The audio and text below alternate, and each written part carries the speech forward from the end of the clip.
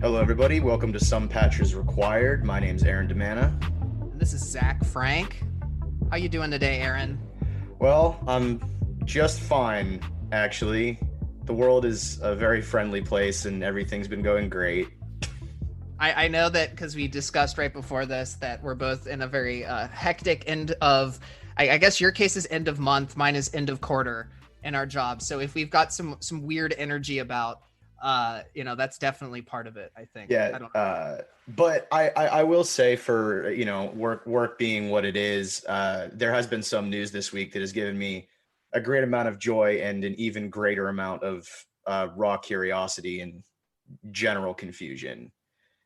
I don't even That know if I know being, about this. Oh, you're telling I me. really kind of hope you don't actually. Have you heard of the KFConsole? Is it the KFC? It's KFC. The Yeah, KFConsole? Oh, the oh KF gosh. console. What? So, Kentucky Fried Chicken partnered with Cooler Master Oh to make god. a video game console. Um, okay. I was not planning to do this, but I'm gonna look this up. Keep going. Yeah. So it's a video game console that has it channels the heat from the components into a little zone in the top of it It to keeps keep your your chicken chicken warm. warm. CNN says KFC launches game console that keeps your chicken warm. Why are we talking about this topic? By the way, we're gonna talk about Cyberpunk, spoilers, but why are we talking about Cyberpunk when we could be talking about the KF console? Yeah, it's the biggest thing in gaming. And apparently it can run, according to the Cooler Master's website, which is the only thing that actually has something like approaching specs. It can run things in 4K at 240 FPS. So it's a high-end PC Oh my gosh. with a It's chicken powered by bowl. KFC Gaming, Cooler Master, Asus, and Seagate. Oh god. It works with a Yeah. 4K TV, so if anyone has a 4K TV. It's Yeah. VR ready. Yeah, it is. Wow. What in the heck is this? My day is brightened. I don't care what happens the rest of the year. This has made 2020 worth it. Just Well, kidding, not but quite. But I'm sorry. I'm so glad you didn't know about this because I heard about it for the first time like 2 hours ago and I got so giddy. what the heck? Oh, beans. Oh Enjoy your man. favorite games in finger licking good 4K. What Okay, in the there's like a couple of things about this that is absolutely wild to me. One, KFC has completely flown off the handle.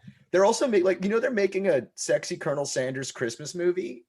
Or not a I didn't know that there was a movie, but I have in fact seen sexy Colonel Sanders, and I can in fact say that it's an attractive man. But it is an attractive man. There's a sexy Colonel Sanders dating sim I knew about that by actually. KFC. Yeah. And now they're doing a sexy Colonel Sanders movie starring who else but Mario Lopez as Colonel Oh, Sanders. oh boy, that's what I've been waiting for.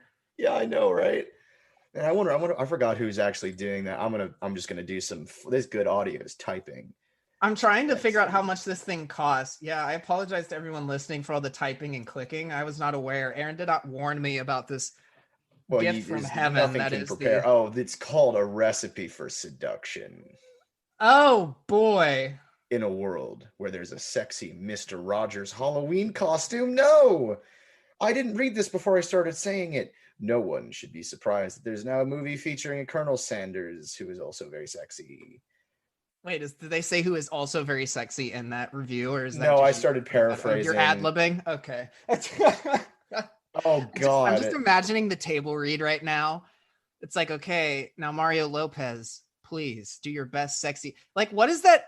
I just want to know what that was like. Like, who signed up to try and audition for sexy Colonel Sanders, or did they just choose Mario Lopez? They were like, yes, Mario Lopez is Colonel Sanders. He's got nothing else going on right now.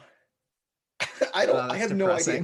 depressing. It's a Lifetime original film, and it is called A Recipe for Seduction. And just so I can destroy whatever happiness the Colonel Sanders movie brought you, and the chicken heating game console brought you, this is a post from the Washington Post, and Oh it God. says of the film, which is not out yet, so it's not a review. Mm-hmm. There's nothing sexier than a man with a secret recipe for fried chicken. Okay. I mean, I Democracy guess. dies in darkness. Oh, Well, wait, maybe it is out. I feel like my only contribution that's not the main topic that we're talking about today is, and you already know this, and no one's surprised, but the Monster Hunter movie's awful, is what I've Oh, seen. no way. A surprise to us all that phenomenal looking movie turned out to be awful. For those that don't know, I love Monster Hunter. I've been playing since Ultimate, but oh boy, was I not excited for the cinematic masterpiece that is Monster Hunter. I haven't seen the film, but I do feel like video game adaptations with Mila Jovovich attached immediately send up like red flags. Well, you said like every movie she's in is awful, in your opinion, I guess I should say. I don't really know what she's in, but at least They're not not consistently. great. She's in Resident Evil. Wait, is she in Yeah. Resident? Why is she in so many video game movies? Like, what is going on? Oh, The Fifth Element's a good movie. Oh yeah, I forgot she's in that. She's in that. Well. Anyway, Yeah. Okay. So to get back on topic, from that tangent, I have one final Colonel Sanders question, and this is oh no, something you're that I gonna think suck we me can in. all. This is all something we can all ruminate on before we get to the actual topic of the day, and that is why could you find a greasier food to eat while playing games than It's a good fried point. chicken? That's a Like, good point. What if your grease like gets in your keys? Just like your keyboard smells like fried chicken. Well, it wouldn't be your keyboard, I guess, because it's a console.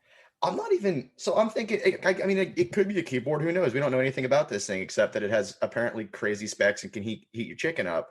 My two biggest concerns are I don't want to be all slippery while I'm trying to, you know, uh, beat King Koopa in the big race, and I I feel also like don't. slippery was a questionable choice of verbiage there, but we'll keep running with it. Beating King Koopa in a race while slippery. Just saying, like, I don't like having lubed up hands while I play video games. You It's heard it great. here. Not only can you eat chicken, you can also lube up your hands while using the KFC console or the KF console. Sorry. Oh See, God. when before I watched the reveal trailer for the KF console, I was really curious if it was going to be called the KF console or the KFC onsole. And I was really upset with all of it, but also enormously relieved that 2020 gave us this magical gift. On the other hand, perhaps in the Yeah. inverse, You know what? You know what else is super greased up, and I don't know where I'm going with this. I was trying to, I guess like Cyberpunk tried to play itself off as like really sexy. I It don't tried. know if I fully agree that it was super sexy, but that's what we're going to talk about now, Aaron. Did you like that transition? It was Yeah. awful. Hey, we'll be waiting for our awards. No, so we're gonna talk about Cyberpunk 2077 because Woo! that's all anyone can talk about in the gaming world right now. Mostly Probably how because amazing it there's is. like a shit ton to talk about. We didn't discuss who's going first. Who's gonna bite the Yeah, bullet I on their mean, thoughts first? you've actually played a lot more of it than I have, so I say you jump us in and I'll I'll carry you around for the ride. yeah. Carry you on my shoulders. No, yeah. So basically the thought of this episode was we were talking about it actually before the game came out, and we're like, well, we're both going to play Cyberpunk anyway, and there's going to be a big news cycle around it. So as we kind of ease into the whole podcasting thing, why don't we just, cover Cyberpunk? So the way that we kind of have this loosely written up now is we're going to talk about our personal experience, and then there's some news headlines that we have opinions on to varying degrees that we're going to talk about after. But to jump into my side, I've played a little bit of Cyberpunk. Admittedly, I didn't play as much as I thought I would at this point. I think I put in like 40-ish hours, something like that. But generally speaking, Aaron, and we talked about it a little bit, but I think definitely not a horrible game. I'll start broad and then we can get into like the details of it. Definitely not a horrible game. I don't think it's the worst thing I've ever played, but definitely more disappointing than I was hoping for. And we talked about some of the stuff, but like I also was surprised how little the game was what I thought it was going to be. I feel like there's a lot of very like crucial RPG elements in Cyberpunk, or that I would think would be in Cyberpunk as an RPG that just aren't there. And instead, the way that I've kind of talked about it as almost like a Ubisoft game, but with a really compelling, like well acted, well written, like central story. I feel like, no offense to Ubisoft, I'm personally just not as big of a fan of their format, but the way that the game plays, to me at least, I think it feels very much like that. So that's kind of like my opening statement, so to speak. There's like a ton of different notes I have on here, but Aaron, what did you think from the amount of time that you played? Yeah, so for what I've played, and I actually also think it's worth it is worth going, like, at least specifying that, Zach, you're playing it on PC Oh, that's and right. Yeah. I am playing it on PS4 because I haven't upgraded my PC since 2013, and no one on the planet has a PS5 unless you're a scalper bot. So um that's something we'll get into in a minute. But yeah, I mean, for the most part, like, the presentation is really, really strong so far. As far as I've gotten into the story, the narrative is really, really interesting. The way that, I don't know why I feel the need to specify this, but sometimes when you get celebrities in games and their likenesses are used, it can feel really, really shoehorned. Yeah, But the I way that agree. they integrated Keanu Reeves into the narrative is a really, really cool bit of the story, I think. Mhm. And it actually kind of reminds me, not to give anything away, but it kind of reminds me of the Joker in Arkham Knight. Yeah. That's the third one, right? I actually haven't played many of those games, so I'd have to rely on you for that one, but Yeah, I I mean, I think don't know. that's That's right. I'm pretty sure that's right, because it was Arkham, yeah, Arkham Asylum, Arkham City, Arkham Origins, which was terrible, and then Arkham Knight.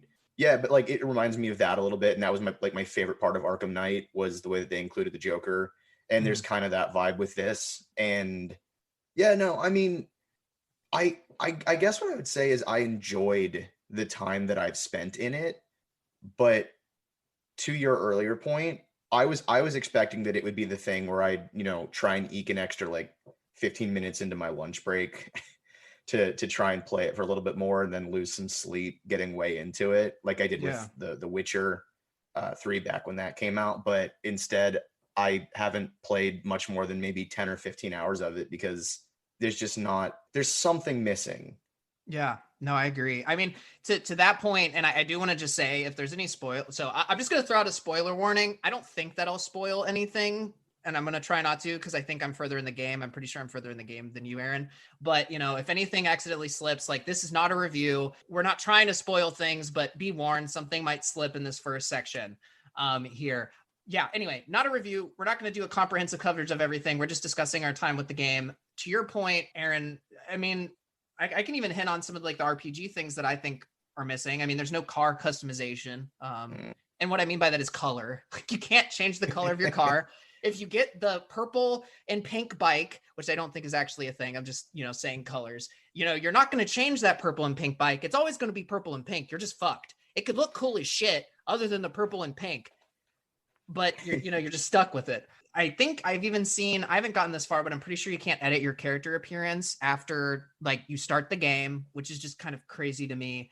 As far as I can tell, kind of at like the point that I'm at, I feel like my character background even hasn't really mattered all that much. So Yeah, like there's the strange only stuff time like it's that. ever run into me, sorry, I completely interrupted you. The only time I've ever run into that is I'll get like occasional dialogue options. Yeah, exactly. Same here. Did you do Street Kid? I Yeah, can't I did remember if we Street did. Kid. Yeah, I've heard that Street Kid is the most fleshed out. I've heard specifically Corpo is really unsatisfying based on your start. There's a lot of things that you like would naturally want to follow up on that the game just like kind of doesn't do as much with, to avoid getting into like very specific things. Yeah. So I've heard similar things. To hit on your point too, because I do want to also hit on the positives for people that like care about story. I do really think, per what Aaron was saying, like Keanu Reeves is put in the game pretty well. I think he honestly does a pretty solid performance. I remember I was looking at some reviews who said that they thought he was doing like not a particularly good job, but I feel like that's just Keanu's like acting style. Yeah. There's But I don't know. there's okay. Keanu Reeves has two flavors: Keanu Reeves and Keanu Reeves from Bill and Ted, and that's pretty much what you get. Like, if you want, I don't think anyone has seen a John Wick film and been like Oscar worthy performance, but it's really endearing because that's the way that he just is, and he's just like a Yeah. super likable as a human being, as a real person. He's a likable character, Yeah. and he's carried so many performances on that likability, and that to me that translated pretty well to here, and I think they wrote the character pretty well for him. Yeah, I'd say that's pretty true. And I mean, all the characters in the main story, to the point that I've done it, I think are really well acted. Massive congratulations to anyone that did voice acting for this, because I think it's one of the best animated, honestly. Like, even like the animated dialogue scenes in the main story are really well done. The voice lines are really well done. So like, it's clear that they did spend a lot of effort on some things. It's just also clear, in my opinion, that there was some things that didn't get as much love Yeah. as your central story. So Yeah, I would say in terms of, I guess this kind of goes back to presentation. I think like especially like in the prologue section, you're like your good buddy Jackie, immediately likable character, really well acted, really well designed. I believe the relationship between V, the main character, and Jackie, and all the dialogue sequences have felt really natural, because a lot of the time in video games you'll get like weird pauses between people talking to each other, so the conversation feels really stilted and unnatural. I yeah, did not exactly. have that problem with anything so far Hmm. in this game when I was participating in it. Some of like the NPC stuff around you is a little whack, but Yeah, but I mean, that's just hard because I think with any game of that scope, like, yeah, I it's mean, going to be tough. I mean, so the one thing that I think is really funny, we may hit on this later, but I mean, this feature I never expected. They were talking about like every single NPC in the whole game having their own like day life cycle that was like super extensive and programmed.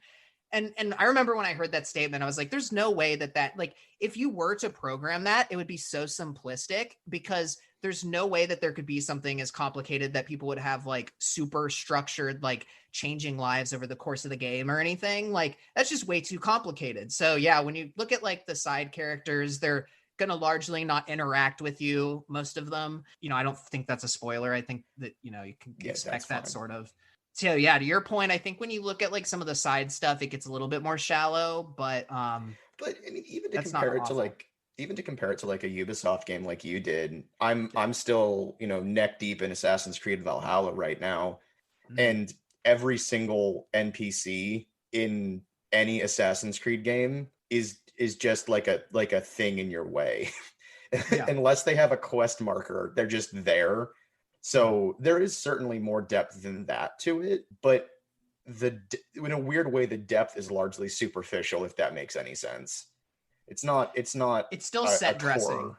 Yeah, Yeah, yeah. it's still definitely set dressing. And I guess I should clarify, the reason that I'm like referring to it as like a Ubisoft game for those that haven't played is because it kind of, in my opinion, runs on a similar system of like, there's the map and it's got all the different activities that you can do. Oh my There's no god, like so many. watchtowers. Yeah, no, it's a little ridiculous. You get bombarded with a lot of stuff. Like, there's definitely a lot of content in the game. The quality of all the content is sometimes questionable, but there's a lot of content.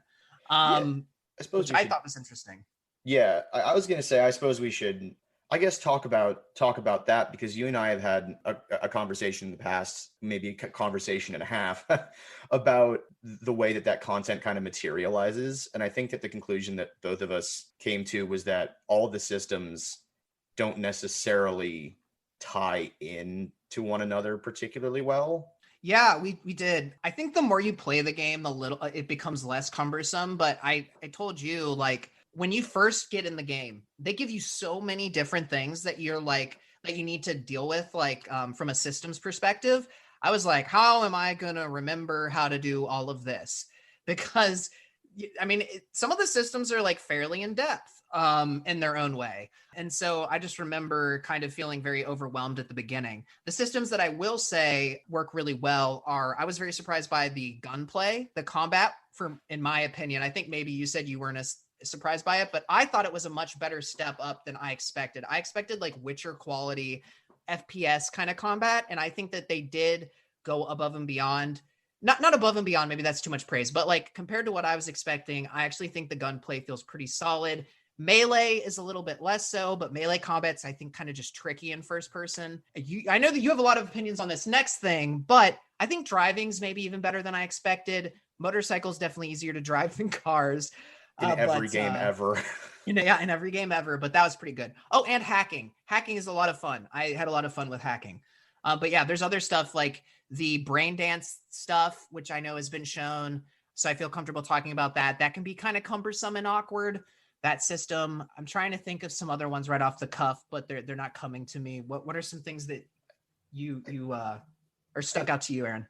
I guess this is gonna sound like I'm just bitching for the sake of bitching, but welcome to Bitchcast, where we bitch about bitching. I'm Aaron DeMana, and this is Bitchcast.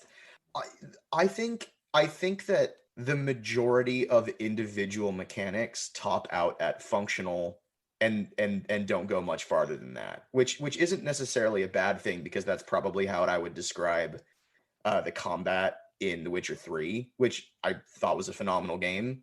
Yeah. But the combat was functional. It wasn't particularly innovative, it wasn't particularly creative, it wasn't super intuitive, but it worked. It got you there. Yeah. And the draw of that game wasn't as much the combat as it was everything leading up to the combat and the story surrounding it. With this game, I still think that the story is stronger than the combat. The gunplay is a little bit better than I expected it would be. Yeah. Melee combat, like you said, is just really, really fucking hard to get right in first person. The driving, it's just normal kind of floaty driving. I immediately switched to third person for driving because I always do that. I can't drive in first. I suck. I can't either. I actually for my job I wrote an article about Watch Dogs Legion's driving being better than the other two games in the series, and one person commented on it and was fairly opinionated, I'm sure. Oh, certainly. But especially upset that there was no first person mode. Yeah. And I was like, I can't with this one. I can't, because I can't. Driving in first person in video games is the absolute pits.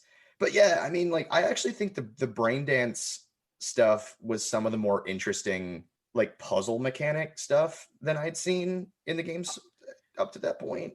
It works for what I think it was meant there to do. So I've got all these notes and I put that in the section of like good things. And I think the brain dance legitimately gets you into like the disturbing parts of the world. And I feel comfortable talking about this because it's more of like a world flavor thing. But there's some side quests and just ways to interact with brain dancing. Brain dancing is basically the idea that you experience something through someone else's eyes. And the game uses that to put you in some very uncomfortable, like underworld kind of dealing situation-y things. I'm sure you can find stuff up online that have been in reviews and stuff and people talking about it. But basically there's illicit markets for content with people getting harmed from the perspective of people being harmed. And I was legitimately disturbed by that content in a way that I feel like I haven't been in a lot of games. So I think as a storytelling device, brain dancing was pretty well done. It just feels weird compared to the rest of the game because it's like more controls to remember. Yeah. I mean, that's fair. And there's a lot to remember in the game to begin with. I think for the brain dancing stuff that I've done, I thought that the puzzle mechanics were pretty well fleshed out. I thought that, it kind of got you into like that weird, cool Johnny Mnemonic sci-fi cyberpunk-y thing in a really cool way that weirdly the rest of the game doesn't necessarily do, kind of. But I think the bigger disappointment for me at this point is anything dealing with like stealth and hacking. You didn't like the hacking. So far, the hacking has been press a button over a dude and then turn his eyes off, walk 2 paces and have the 30 people around him immediately start shooting you. There doesn't seem to be a lot going on. Yeah, I don't think that I would say it's a super in-depth system. But I enjoy, I don't know. I just feel like that was for me, the biggest cyberpunky feeling kind of thing, because here is this isn't really a spoiler, but I'm gonna call it a spoiler. If you're playing this game to play Deus Ex, but in first person and get all these cool powers and augments and stuff, it's not the game. You're the coolest thing you're gonna get is I think there's like 4 different augments for your arms, and there's like one thing that can make you like jump higher. But like for the most part, you're not gonna augment yourself in any kind of like cosmetically meaningful way. A lot of the stuff's just stat changes. And if you like that, like that's fine. But to your point, Aaron, I don't think they go above and beyond. I think like Deus Ex in a lot of ways does cooler things in a similar setting. Yeah. But I just I don't know. For my play style, I just thought that was kind of it worked for me, I guess. I guess maybe like my idea was like the first, I'll be completely honest about this. The first Deus Ex game that I played was Human Revolution. I didn't I grow think up that's the on first like one I played too. Yeah. yeah, and I remember because that does have some fairly complicated hacking. I mean, it's simplified obviously so that you don't get like completely overwhelmed, and it's not like a crazy in-depth thing. But Yeah. I distinctly remember the world. The world to me is very, very memorable. It's this really grimy kind of undercity thing, Mhm. and you get to really cater your character build to the kind of play style you want. So Yeah. I went pretty hard into the hacking stuff, and the stealth was, maybe not like the greatest stealth ever, but it was super functional. And I mean, then there were other RPG type aspects to it where I remember there's one augment you can get where you can release like a certain pheromone that Mhm. makes people more susceptible to agreeing with what you're saying. So if you're trying to do like a stealthy, hacky character, then rather than a I'm going to shoot the hell out of you kind of Yeah. person, you Mhm. can, activate that and use up whatever the slots are for it. Kind of like what they do in Cyberpunk, where you have like different chips and whatnot. But I don't know. I felt like for a game called Cyberpunk, it does feel like they kind of stopped halfway with the hacking, at least to me. Yeah, I mean, I could see that. I think too with the augments, it's not as like exciting as like what I want, which would. So there's a character called Adam. What is it? Adam Smasher, I think, who's like literally Yeah. just a robot. Like, if you could get to that point, that would be super cool. And I mean, some of the other things too that I know I mentioned to you is like there's factions in the game, right? Like they advertise the gangs. I Mm. believe we talked about this, but they advertise the gangs like maybe these are factions you can join and align yourself with. And it's like, I mean, kind of, but there's no like reputation system that in my like that I've realized exists that really has any kind of impact, because there's a gang I helped out very early with like one of their leaders and they still try to kill me later. Like I didn't do anything. And there's another gang where I just like don't like them, but their like boss keeps working with me because the game wants him to. Like there's a bunch of Yeah. things that just seem so weird from an RPG perspective. And I mean, also, I'm not at all ashamed that I wish I could be Max Tech. For those that don't know, those are the people that kill cyber psychos, and I wish that there was like a almost like a Bethesda-esque like Mhm. quest chain to progress through that as a faction, but that doesn't really exist to the extent that I've played with anything. So maybe it's in the game and I just don't know, but I haven't run into any of that. Yeah, yeah. I mean, that's another thing that I think just in terms of like there I think there are generally two different types of RPG type that's a bad sentence. Two types of RPG type games. And one falls very much into that like Bethesda Obsidian, more so Obsidian I would argue than Bethesda Yeah. thing where you can, there's a narrative, there's a general direction that the story has to move in, and there are things that you're going to do, Mhm. but the way you get there, depending on all of your choices, can vary drastically from playthrough to playthrough. And I can't say definitively that Cyberpunk doesn't do that, but I can say that the Cyberpunk definitely falls closer to the I don't know, let's say Assassin's Creed Odyssey side of where there are certain choices and there are certain things you can change, but generally speaking, the way you get from point A to point B is dictated for you. It's not, it's not built by you. It's experienced by you based on what the developers wanted you to do. And there's nothing wrong with that. I enjoy that type of game. Mhm. I like super linear story games a lot, actually.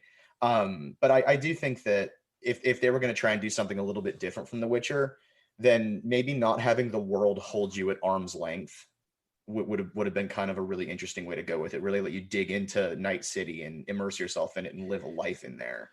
Yeah, I mean, to your point, I don't know that I would say it's too on rails, because you can definitely do things differently depending on what kind of decisions you want to make. But I would say that it's more akin to like The Witcher, where like, so you play V. I mean, you can't even name the character. Like you play V. Your background might be slightly different, but for the most part, like you're not going to be able to join like a separate faction, to my point. Like, you're not gonna really climb through the ranks in a different way than anybody else. Like, it's kind of hard to explain until you play the game, but you can do things differently than other people in the way that you like complete objectives and stuff. But to kind of your point, other than like having separate dialogue options and maybe like a slightly different personality, it kind of isn't like you're playing you. You are still in kind of a structured character. It's not Geralt and his 3 like shades of grumpus, but it's definitely still not, like a completely your own character. Like, you are not, you couldn't really embody this character.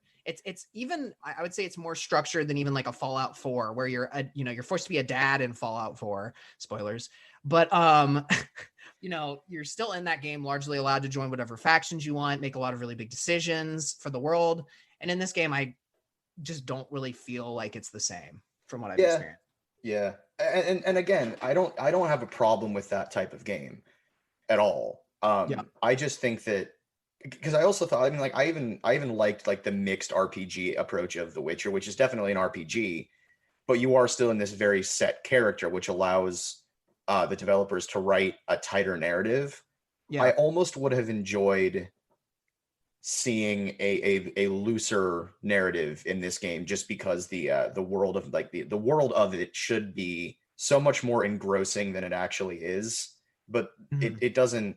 It just, I don't know. I would have liked to see it differentiate itself like that, but I don't know. That's where I'm at. I'm still going to keep, I mean, as much as I can on my PS4. It crashes every now and again, but Yeah. I mean, and on that note, as we kind of wind down here before we get into the other topics, I think just some quick things that we mentioned that I think are important for people to kind of know potentially. So I do have bugs.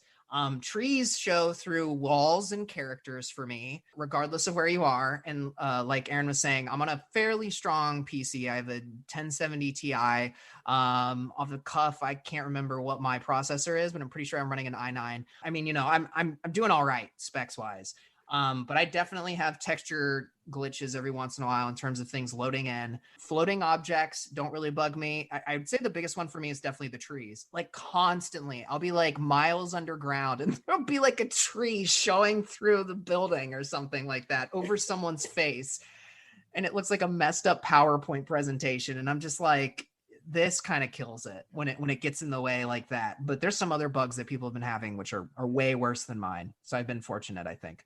yeah, I mean, in general, cosmetic bugs aren't the things that, I mean, they break the immersion in a game that's meant to be as immersive as this one is meant to be. It's super annoying.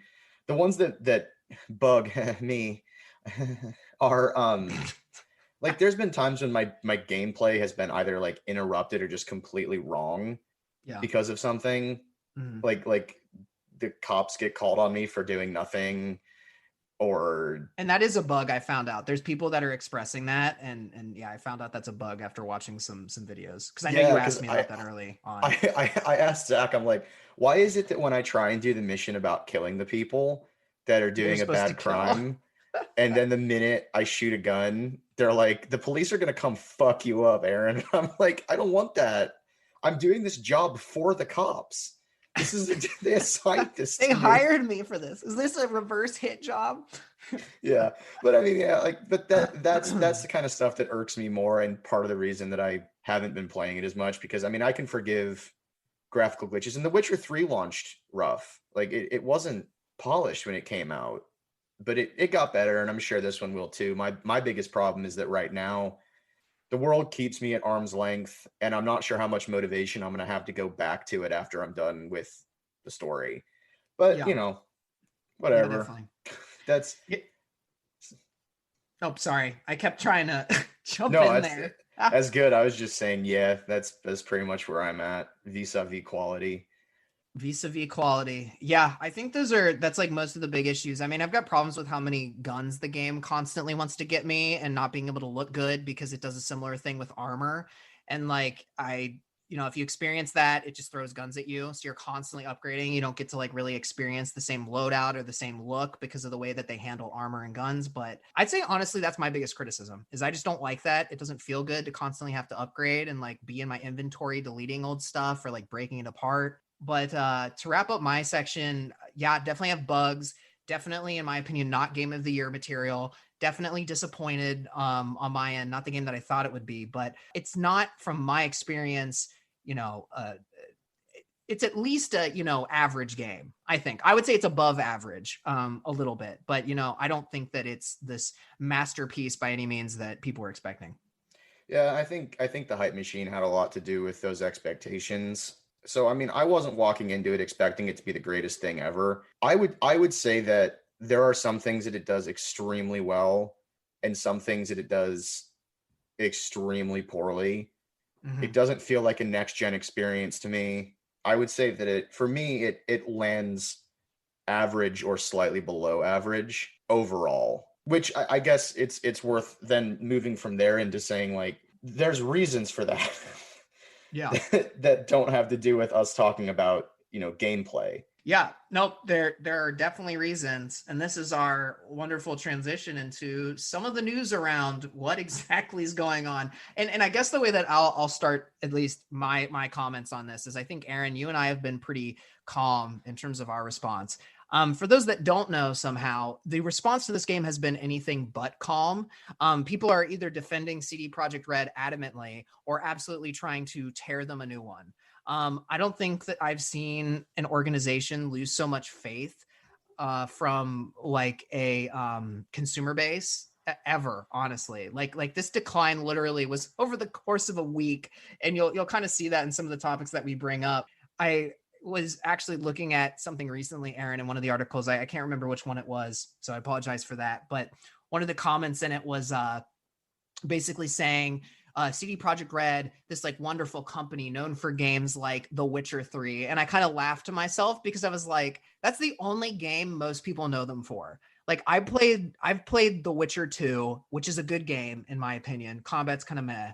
But like I feel like nobody knew who they were before The Witcher 3. So it is kind of this like funny thing that they made one really good game and then suddenly they're this like messiah. Not to like crap on the company, but it's kind of funny. You look back at the history of the company, and it really is a cool story. Like they grew from, I think the person who founded it started by like selling bootleg CDs. So it's like an Eastern European thing to do. I can say that because my family's from Hungary. Okay. Okay, you get a free pass. No, but like it went from that to, helping to publish games and then helping to localize games from America. And Yeah. then they stumbled across, they wanted to make games, so they made The Witcher, the first Witcher, which is an exception, an extraordinarily We're keeping that. ambitious. Yeah, that's Hungarian. Um, it's an exceptionally ambitious game that fails entirely in my I cannot get through the first Witcher game. Oh, the It's combat's awful. It's atrocious. the Like combat's unplayably terrible. bad by modern Yeah, standards. Yeah, no, and horrendous. the menu systems and the controls in general, it's just even on the PC, which it was built for, it's not a good experience, which sucks because the story is still interesting. Yeah. Then they made The Witcher 2, and that one was a critical and to some extent commercial success. And then they made The Witcher 3, and they became the god of game dev for a million people because, in 2/3 of the articles you read about CD Projekt Red or about Cyberpunk, they're like, after releasing The Witcher 3, which many consider to be one of the greatest games of all time. And yeah, Yeah. you're right, but they just whiffed on it. It's like, jumping up for a dunk and accidentally landing with your own head in your ass at the end of it. They completely whiffed on it. And the thing that sucks about it is that the developers, I don't think for the most part are to blame. Yeah. I don't think anyone who was working on this was sitting there going like, yeah, this is done. This is done. We're pretty good. We're solid. Yeah, no, most articles and I think most reasonable people would understand that like typically you're just normal developer. I mean, they're just doing their job, right? They're doing what they're told to do. And I think that this is to hit on a topic from our first conversation. I don't know if you could claim crunch is the sole reason that this game is as much of a mess as it is, but I think that crunch definitely, as we're learning, is starting to have a much more negative impact on games than it used to. And I would almost, this is completely just a hypothesis. I have no, information behind this, but I could in a way see that it's because these games are so complex now. I mean, when you're crunching on like a fairly simple game, maybe like 10 years ago. Like, I mean, that's still crappy if you're making people crunch, but like there's not nearly as many moving parts. But like you're looking at something like the Witcher 3 or the new Grand Theft Auto game that will probably be crunched on. I actually meant to say Red Dead Redemption, but Grand Theft Auto came out. I'm sure that was crunched on too, but it was wicked crunched on. It's been well covered. Oh, well, then there you go. But I mean, these games are massive, right, Aaron? So like if you're crunching on like these huge projects, I just feel like crunch maybe at a time could get you things done well. But like nowadays, there's so many examples of it not. Andromeda, Mass Effect Andromeda, like Anthem. Now we've got, CD Projekt Red with Cyberpunk. All these games have stories covered by Jason Schreier, right? And it's the same thing. Like people trying to poorly manage, well, not trying to poorly manage, but poorly managing these things with crunch. And ultimately they're not being a big payoff in the end, at least not for the company really. Well, here's the wild thing. And one of the reasons that I think, well, I mean, depending on the game, it pays off for someone because Cyberpunk sold, I mean, granted, it lost $1.8 billion for the company in stocks, but I think I saw a 33% decline in the Polish market. Yeah. Is what I read. But the game still sold 13 million copies. Yeah. And someone's getting some money. So where I come down on this is I have played a lot of games that were developed through crunch, and I have loved a lot of those games. At no point, in my opinion, is forcing your employees to go through that hell an acceptable business practice. But there is a point where it just doesn't, like, there's no even remotely positive result. Like, never to excuse crunch, but look at The Last of Us Part 2, which was crunched on notoriously and horribly, but the game launched, and it's I think the best looking game of the entire generation. I think it's got a brilliantly crafted narrative. It's got some of the best acting in any video game ever, and that happened partially because of crunch. Now, would I have rather waited, an extra 6 months and, or even a year or whatever, and not had people, waste an extraordinary amount of their time and energy to, push something out? Yeah, I would love that. That would be great. But the fact that the game came out good is going to continue to encourage that kind of behavior. Now, I wonder to some extent if CD Projekt Red may change their tune after Cyberpunk came out, because it wasn't done. It's not a finished game. Running under the best of circumstances, it's not finished. Yeah. It's not. I think like I definitely. So one thing I want to comment on, and I know that you don't mean this, but I just want to like further clarify. Like, I don't think that crunch helped make The Last of Us. It was used as a tool, because it would have been good if they would have taken the time too. It's not like crunch is like a magical thing that suddenly makes it good. So there's slight clarification there. I know that's not what you're saying. No, I would in fact like to reiterate that very, very strongly and diffusively. The crunch did not make the game good. The crunch was a tool of poor management that, had they not prematurely announced a deadline, would not have been necessary, and were it not for the fact that they wanted to get it out by a certain date. The same is true for Cyberpunk. If they hadn't announced a date as early as they did, they would have had time to finish the game without crunching. Yeah. And I think to your one point, it feels really weird because it feels super dirty to say it this way, but I'm just going to say it. And I still hate crunch. Crunch is awful. It's never justified whether the game's good or bad. But at least The Last of Us, I know that The Last of Us was kind of polarizing, but a lot of people think it's a good game. At least there's a fairly large portion of people that say, yeah, that's a good game. Whereas like CDPR with Cyberpunk, it's like, was it worth it? It literally wasn't. Like, I feel like people that worked on The Last of Us, like maybe some of them are at least proud of the project that they did. And not to say that people aren't proud of working on Cyberpunk. The game looks really good when it looks really good. There are some incredible elements in this game, in my opinion, that are infinitely better than any other game that have been, in my opinion. But like, I don't know. I feel so bad for the developers, because not only do they make them crunch, but now like everyone's on them. Like, yeah. It's a bad game. I mean, it's not a bad game, but it's, like it's definitely not as good as it's hyped out to be by any measure. Yeah. I mean, it's kind of and this is the most simplistic, reductive way I could possibly phrase it, but it's like you stay up all night writing an essay and you get a D on it, or you stay up all night writing an essay and you get an A on it. Either way, you probably should have planned out your timeline a little bit better, but at least if you get the A, that's something. Yeah. It's just, I don't know. It's so exploitative, and ultimately the people who end up, I mean, in two CD Projekt Red's credit, they did untie employee bonuses from Metacritic scores. Yeah. Which is good, and thank fuck they did that. But the developers are still the ones getting, they got exploited for their time, mandated to work 6-day work weeks and stay late, Yeah. encouraged to stay late. And then the game came out, and all anyone on the internet, to some extent us included, is doing is just dunking on it. Yeah. It's just rough.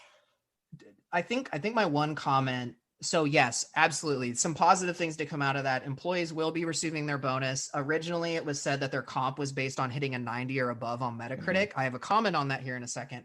But as shown in this one article, there's a Rock, Paper, Shotgun article that I have from Natalie Clayton. And they did rethink the bonus structure. Every employee will be receiving 100% bonuses. My quick comment on that, though, is I actually didn't realize how high of a number they were aiming for.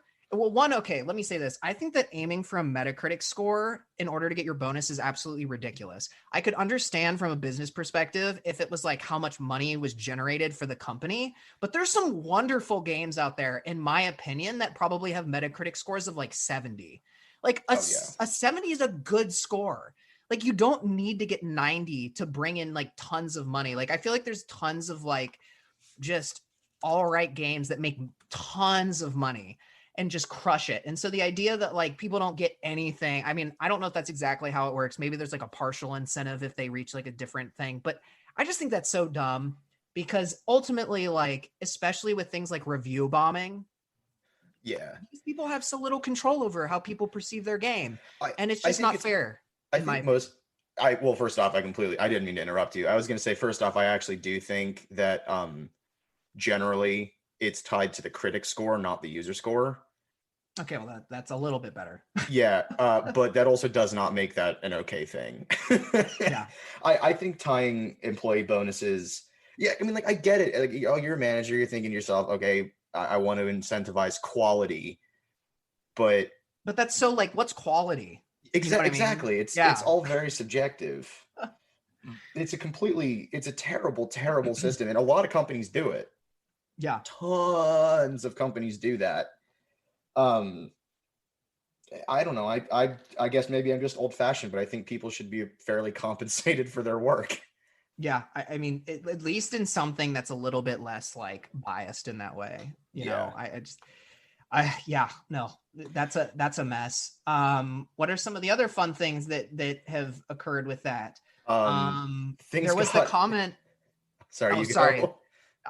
I'll bring mine up because I'm not sure which one you're bringing up, but mine was slightly related. My favorite comment is still the call that the company had with the board, and specifically the comment about how whether it was hypocritical or not that they were using things like crunch and corporate exploitation in a video game that was about corporate exploitation and why corporate exploitation bad. That was one of my favorite comments. Apparently the response to that was vague and not particularly detailed. Unsurprising. But I did think that one was funny. I think and I mean, you look back down and you see it might have been in that same meeting. No, it was in a press release where they were basically saying like, yo, sorry, we fucked up real bad. Oh, is this the console point that I know that you like about how they casually forgot to Yeah. I'm sorry. I feel like I'm ripping into them. I mean, I was doing all this research for this episode and I lost a lot of respect. I know we've said that we weren't going to. I still like CDPR in a certain way, but like, man, this is a mess. We tried to frame this as like, we don't want to spend an hour dunking on CD Projekt Red, but the more stuff that comes out about the development, the harder it is to not dunk on them a little bit. And my favorite thing was in the they sent out an email and put something up on their page, their website, and it was I think they around when they were tweeted it saying, too. yeah, they tweet, of course they did, and you know, they we took the wrong approach with the console bit, and that was kind of like the worst way they could have phrased apologizing for very purposefully not showing the version of the game that was super broken. Well, did you read the rest of it where they talk about why? They basically said that they didn't want to show it because they'd be working on the console. I'll just use bit Up, up until the end. And it's like, what? that's It's not. actually really funny because the article that we have in here, the guy is it the Ian Walker article? I think it's the Ian Walker article. He like goes in on them like super hard. I'm not gonna use the same language as him. He's very like passionate in his article, but it's it's funny. He's like, yeah, no, I don't trust that load of crap or whatever. Yeah, It's very obviously PR talk, I feel like. I don't buy the pictures these executives are painting here. Yeah. Because they said the reason we didn't show the game on PS4 and Xbox One is that we were updating the game on last gen consoles until the very last minute, and we thought we'd make it in time. Unfortunately, this resulted in giving it to reviewers just one day before the release, which was definitely too late, and the media didn't get the chance to review it properly. That was not intended. We were just fixing the game until the last moment. I'm just gonna go out, I'm going on a limb here real quick and say horse shit. Maybe you were trying to fix it until the last minute. That part I can buy. I believe that. They probably were doing everything in their power to make this not a mess. I don't think, I mean, despite the fact that they essentially willfully misled people, I don't think anyone involved in it wanted to make a bad game. I just think that you can't you can just build out a version of it, right? Patch it later. Like that's how games work. The game went gold 2 months ago. Yeah, well, there's some comments on that about how there was a who was it? I'd have to find up the specific article, but somebody saying that the game was playable at the beginning of the year, basically, and good to go. And then I think it was actually in the same meeting that someone brought up, why did you say that? Like, why would you say this is a playable game? Like, it was not playable at that time. It was not gold. Like why are you saying these comments? So I think to your point, definitely 100%, whenever you're having criticism or this kind of conversation, I think it's important to see like the developers are not the problem, right? It's the company as a whole, and typically upper management are the ones making the decisions that then impact the consumer negatively and also the staff. So, don't go after devs. But yeah, to your point, like the misinformation, I mean, people are suing. There's I took the one article, the Euro Gamer article from Vicky Blake. It talks about how people feel that they were lied about in regards to what's the word? They called it materially misleading information to get investors to invest in the game is what some New York-based law firms are basically pursuing for their lawsuit. So, I mean, if that goes anywhere, CDPR has some legal fun, at least in the US, that they have to deal with. Which is not fun for them, I'm sure. Yeah, and I mean, again, this is one of those situations where you talk about clunch. You talk about crunch. I talk about that clunch. Talk about that clunch. That sounded really bad, and it means nothing, but it sounds awful. You talk about crunch, and you think so. It's in a weird way mismanagement, which results in crunch, materialized in the exact opposite way in this case than it did with The Last of Us Part 2. I'm just going to use that as an example, or Red Dead Redemption 2. Both games I understand are slightly polarizing, but you can't deny that there's a lot of really, really strong aspects to them. But in those cases, the employees were, in my opinion, mistreated and exploited, but the consumer got a quality product. Yeah. And in this case, CD Projekt Red misused and exploited their employees, and then also shipped a bad product to the consumer, which is probably why you're hearing so much more about crunch with this game than you did on the other ones. No, I mean, I think that's 100% it. If I'm being honest, I think that's 100%. Yeah. It just they I mean, essentially did lie to people. They sold you a broken iPod. But they said no, it's good, and then 3 days later they're like, beans, sorry about that. It's only good sometimes when you're in this very specific area. Yeah. Other times not so much. Yeah, no, I mean, to that note, I think it's so funny because we talk about cyberpunk, or not cyberpunk, we talk about CDPR as being this like champion of the people. And so naturally, all this negative stuff comes out, right, Aaron? And everybody knows this section, I feel like, for the most part. But in case you don't, they offer a massive refund thing. If you bought the game, here, have the refunds. And Aaron, what did they forget to tell Microsoft and Sony? That they would be doing the refund thing for digital copies. that minor detail was omitted. Which that went was over the most really ridiculous well. part. Yeah, no.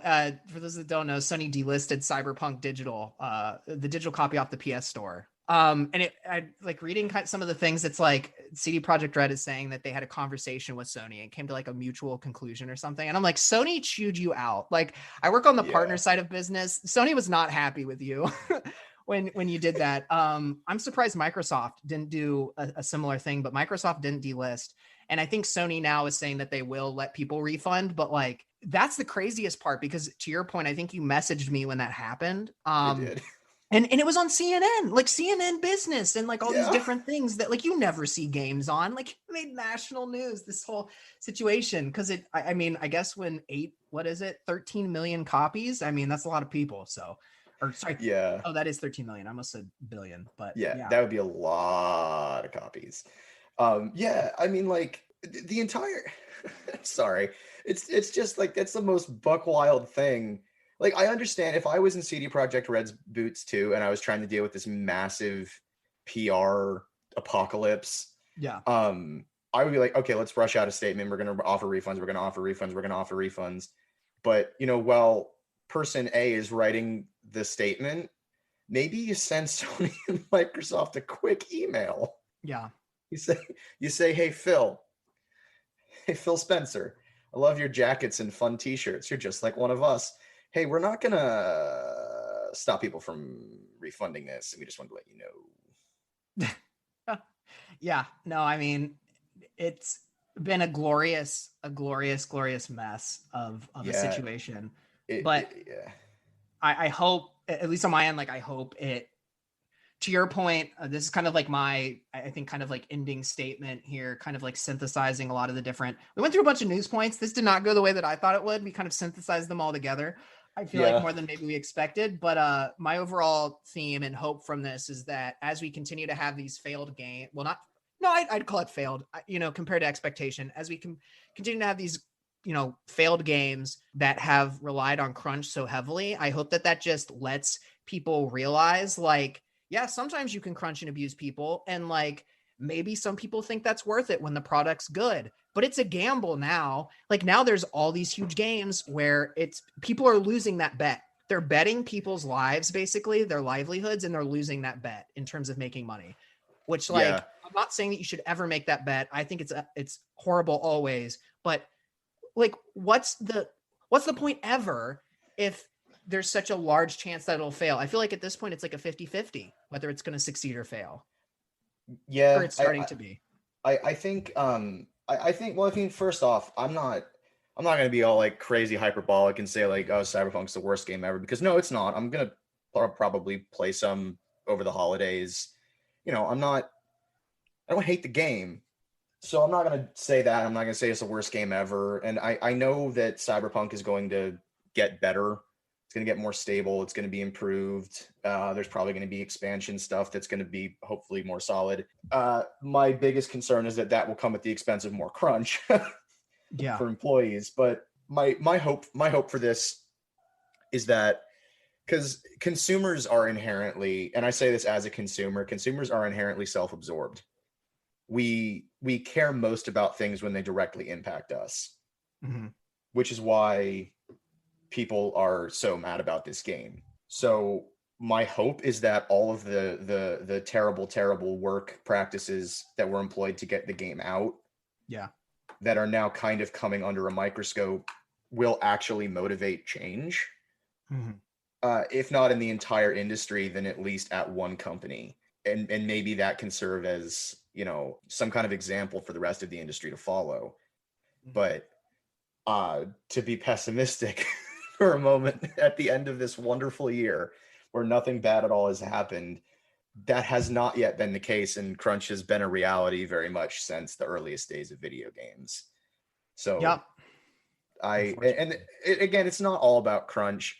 This also feeds back into something that we said before, like in a previous episode 1, check it out now, where communicating to consumers in a way that's not misleading or exploitative is important as well, because we're going to buy the game if we think the game's going to be good, and if you only show us the best of 5 available versions and never give us any insight into the other ones, then that's pretty misleading and pretty shitty.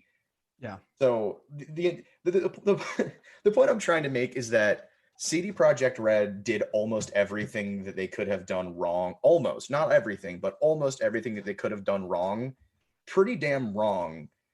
And I'm hoping that nothing bad happens to the developers and the people who worked really hard to get it out in any state. But I also hope that the PR shitstorm that this has been shines a light on the things that made it into that, rather than, kind of fading back into obscurity. And then we get to have this lovely conversation again when The Witcher 4 comes out. Geraldo's return.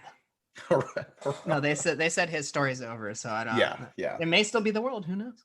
But yeah, no, I agree. I mean, I think the right direction, at least from my point of view, is to look at this as a lesson for moving forward and how to approve. I mean, it's CD Projekt Red definitely deserves a lot of shaming for a lot of the treatment that they've done, some of the consumer manipulation as well. But at the same time, I think it's important to look forward and just be like, how can we use this to continue to push at least what we on this podcast are trying to push, which is a better environment for the developers. And hopefully that will also lead to a better overall environment for the consumers themselves. Yeah.